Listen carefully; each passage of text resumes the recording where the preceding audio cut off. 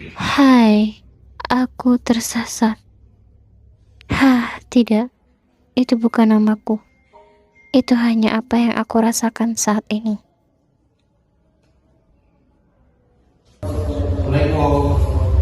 Bagus, masih ingat rumah kamu ya? Kalau di sini, Kamu tuh nggak pernah tahu di rumah tuh gimana. kamu nggak mikir apa aku setiap hari keluar kerja buat siapa kalau bukan buat orang di rumah ini. Lihat tuh anak kamu tuh mau masuk kuliah, kamu nggak urusin. Dan kalau kamu tiap hari kerjanya marah terus. Sudahlah, bisik. Kamu tuh main HP aja terus, katanya mau masuk kedokteran. Iya Ma, ini juga aku lagi belajar, kan aku belajarnya lewat HP. Kamu itu sudah dibayarkan mahal buat sekolah, masih aja ngeluh. Mau jadi apa kamu? Iya Ma, Pak, aku juga tahu aku harus masuk kedokteran. Aku juga pengen masuk kedokteran. Tapi aku tuh capek, aku juga sebenarnya nggak mau kayak gini. Aku tuh capek, tau nggak? Mama sama Papa setiap hari berantem. Aku juga butuh kasih sayang dari kalian. Jaga mulut kamu. Ayah itu tiap hari capek kerja penting tolong buat kalian ini. Ibu sama anak sama aja. Jaga bicara kamu ya. Saya juga capek ngurus rumah. Allah, bisik. Kamu tuh nggak pernah.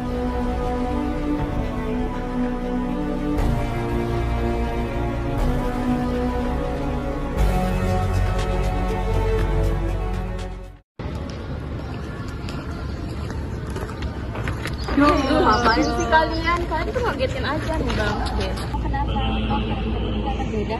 Iya, kamu kenapa kayaknya? Beda gimana sih? Aku nggak paham. Kenapa nggak fokus? Kamu ada masalah ya? Ya sebenarnya nggak apa-apa sih. Cuma aku akhir-akhir ini lagi kepikiran sama UTBK aja gitu. Emangnya kenapa? Bukannya kamu udah punya rencana ya bagaimana ke depan? Enggak Rania, tapi mama sama papa tuh selalu nuntut aku buat belajar lebih giat lagi. Sedangkan aku tuh harus ngejar jurusan kedokteran di top 3. Dan aku nggak tahu harus gimana nanti pas UTBK. Kamu jangan terlalu keras sama diri kamu sendiri. Kamu juga belajar. Enggak Tasya, enggak. Aku nggak mau istirahat. Pokoknya aku harus belajar. Aku harus belajar biar aku bisa masuk kedokteran di top 3. Sedangkan orang tua aku tuh tiap hari berantem. Aku harus gimana? Emang kami nggak bisa sepenuhnya kamu bisa. Tapi kamu bisa kok jadi penyakit kamu. Aku akhir-akhir ini tuh kayak capek. Aku cemas. Aku punya khawatir berlebih. Terus aku selalu nggak fokus gitu kalau belajar. Dan aku harus gimana? Aku harus kemana? Bukannya kalian mau ikut campur ya? Tapi kak ceritanya kayaknya nggak cukup deh. Kayaknya kamu harus pergi ke psikolog. Iya. Emangnya kalau pergi ke psikolog bisa ngebantu? Bukannya di situ cuman cerita terus pulang? Enggak, aku kan aku psikolog justru mereka membantu banget. Iya betul tuh. Nanti biar kamu ya. Ya udah deh, nanti aku coba ya. Menjaga kesehatan mental adalah bagian dari amanah dalam Islam. Gangguan mental bukan aib, melainkan ujian yang bisa mendekatkan diri kita kepada Allah. Dan karenanya perlu didukung tanpa adanya stigma. Halo, kamu Kaila ya? Kita di sini santai aja ya. Kenalin, aku Vera. Gimana kamu kabarnya hari ini? Sebenarnya saya kabarnya hari ini cukup baik tuh. Tapi saya nggak tahu harus bagaimana tuh. Saya akhir-akhir ini tuh kayak selalu merasa capek, selalu merasa khawatir dan selalu merasa cemas dengan hal-hal kecil yang perlu saya khawatirin dong. Dan saya bingung harus mulai ceritanya dari mana dong. Oh iya, nggak apa-apa. Kamu bisa kok cerita di sini. Aku siap dengerin semua cerita kamu. Jadi kamu ceritanya senyaman kamu aja. Jadi gini dong, mungkin karena saya selalu menuntut orang tua dan keluarga saya dong. Dan saya bingung harus gimana dong. Banyak orang merasa malu atau takut untuk mencari bantuan ketika mereka mengalami kesulitan.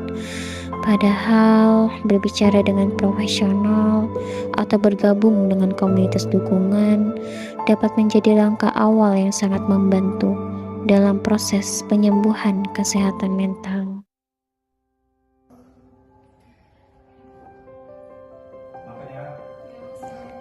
Bella, kalau mau butuh apa-apa, ngomong aja sama Dahlia, nggak usah sungkan, anggap aja seperti saudara sendiri. Iya, terima kasih banyak ya Om. Dahlia itu udah banyak sekali bantuin aku. Dia juga yang selalu nemenin aku selama ini. Iya, sama-sama Kayla.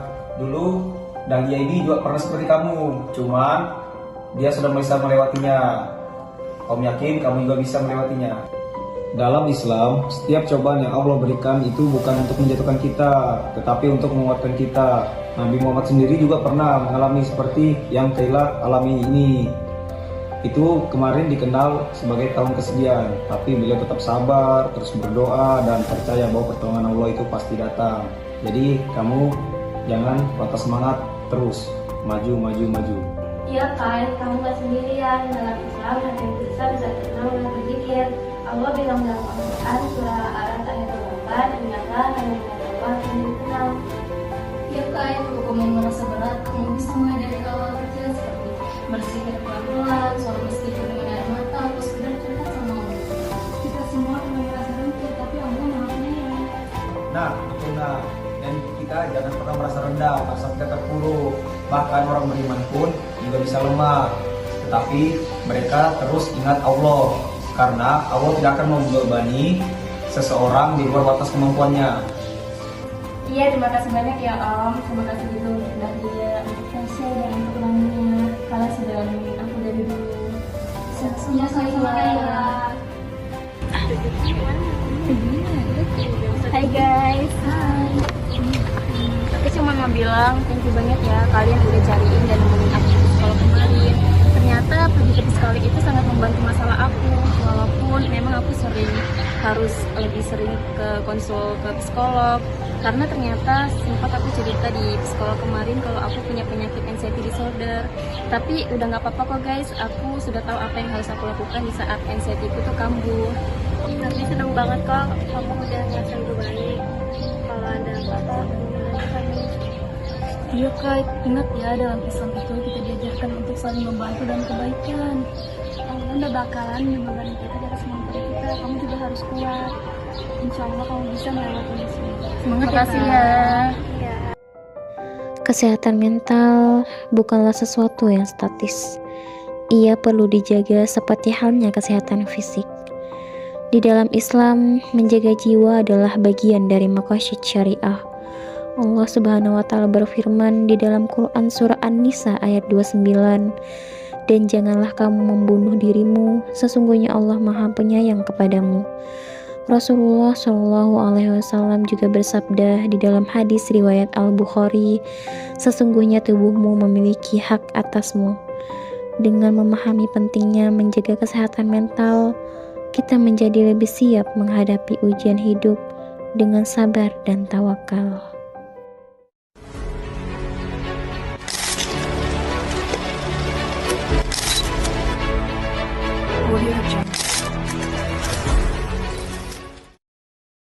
Dengan sekolah